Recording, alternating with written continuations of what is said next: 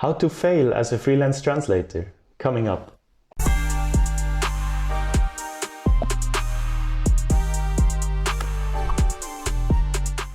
Hello and welcome back to the Freelanceverse. Over the past 5 years, over the span that I've been doing this job, I've seen many translators come and go, unfortunately.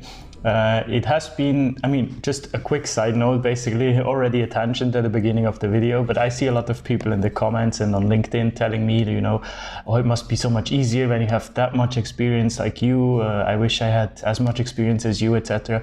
But I want you to know that I am still only just now I feel like I'm coming out of the beginner phase, after 5 years. So it's really not that much time yet. It's important that you give yourself enough time to develop in the space. So only now I feel like I'm slowly getting out of the beginner state. Just to give you an idea what that means to start out as a freelance translator. So as I said, in that very limited time that I've been doing this, I've seen so many people start and unfortunately fail in the first year or in the second year. That's the same with startups, right? I think I've read this stat, I'm not sure, don't quote me on that, but I think it's 80% of startups don't make it past year 2, right? And that's very common. So something went wrong, obviously, but it doesn't mean that it's a bad business plan, that you're a bad translator, anything. There are many reasons why you can fail. That's what this week's video is about, right? That's where the rather provocative title comes from, how to fail as a freelance translator. Obviously take this with a bit of humor behind it, I don't want you to fail.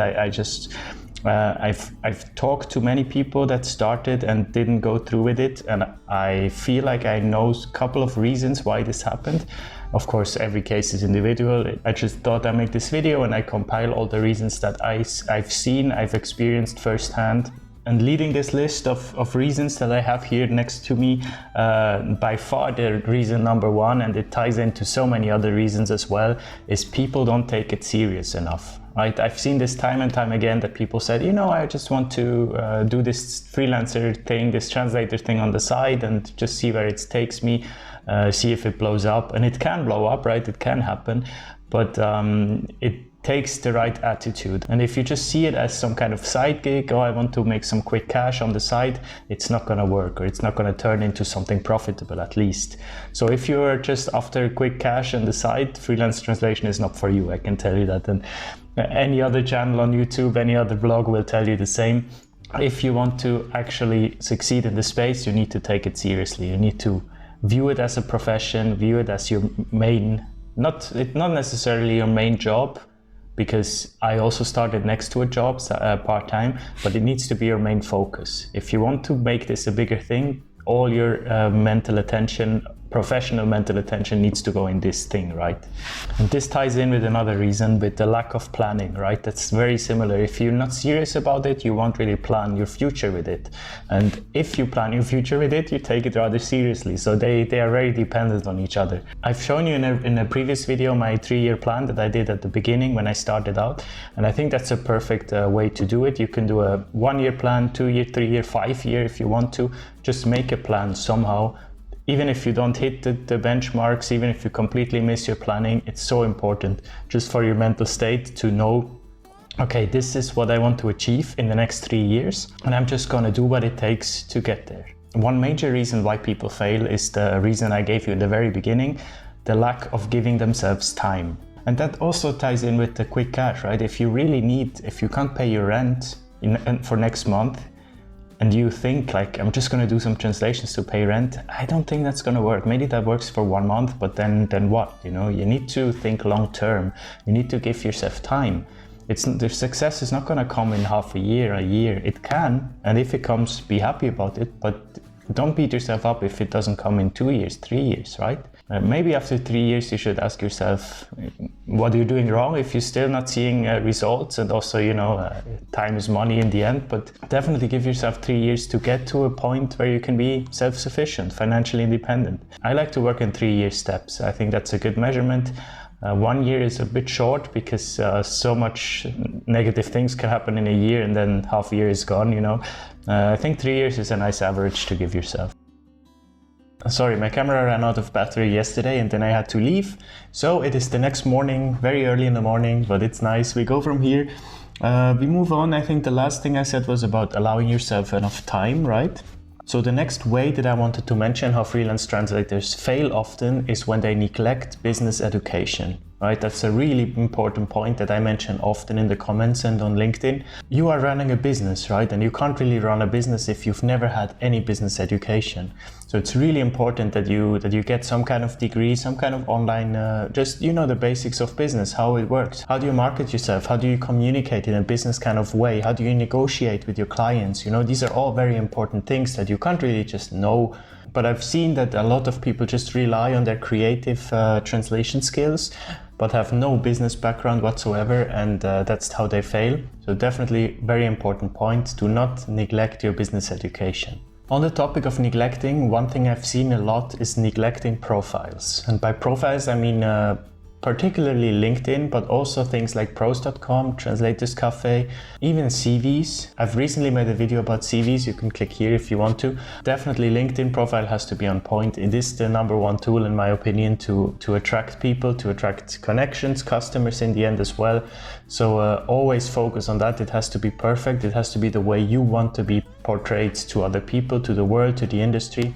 Ties in with the first point, as they all do, taking it seriously, right? This is a big part of it. And while we are on the topic of profiles, one way that people fail that I've seen a lot is when they focus too much and rely too much on pages like Fiverr, like Upwork, like 1 Hour Translations, all these platforms.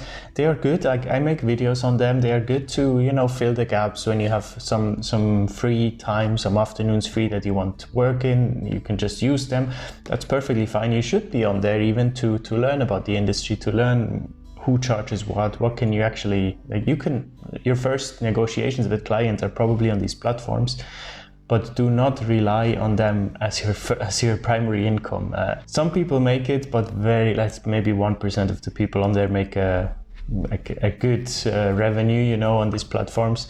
Everyone else is just like bottom feeding, the you know, charging peanuts, and that's not what you want to be. Like, moving on a bit to communication. Bulk emails are probably the biggest turnoff to any agency, to any, like, I'm not even an agency, but I get these bulk emails every day, and it's so frustrating, it's so annoying. I delete them. Like, I used to read them maybe a bit, but now I delete them immediately. So whenever you are trying to approach many different people and you're starting with like dear customers, or sometimes even just dear, comma, that's the worst. Do not write bulk emails. They do not work. You're just wasting time. If you want to approach an agency, write a perfectly fine cover letter or cover email. I'm making a video on this soon because I know it's heavily requested. I'm just, at the moment it's very busy with holidays, etc. But in October I will definitely make this video. Customize every email that you send to the recipient. Like, put yourself in the shoe of the recipient. What do they want to hear? What's the feeling? What's the sentiment of the agency? Are they very strict, very serious? Are they more laid back? You know, that's how you can, we are writers after all, right? That's how you can excel with a very well thought out email, right? And staying on the topic of emails, one thing that I've noticed agencies or even just potential clients value a lot is replying within reasonable time. Now, my personal goal is I reply to every email within 1 hour. That doesn't go for Freelanceverse before you slew me in the comments. I know I'm behind on emails on the Freelanceverse. It's just, next to work, it's so hard to keep up with everything. But my professional emails, I answer within 1 hour. That's my deadline, right? Me personally, when I write emails to someone and I get an answer within 1 hour, that's a very positive feeling for me. That's an easy way to make someone feel good, right? And if you always reply within 1 hour, then they know that they can trust you, they know that they can rely on your answer, and they will probably, like, if there is a very urgent job, they will get to you because they know you will answer within 1 hour latest. What else do I have here in my notes? Not so many more. One I called disregard authority. That's kind of a niche thing. Not many people do this, but I've seen people failing because they just didn't register as a freelancer. They tried to do it like black, you know, without paying taxes, and it's not the way to go. Like that ties in with number one, taking it seriously. If you want to take it seriously, you register at the Chamber of Commerce, you build a business, you pay taxes, you do everything by the books, right?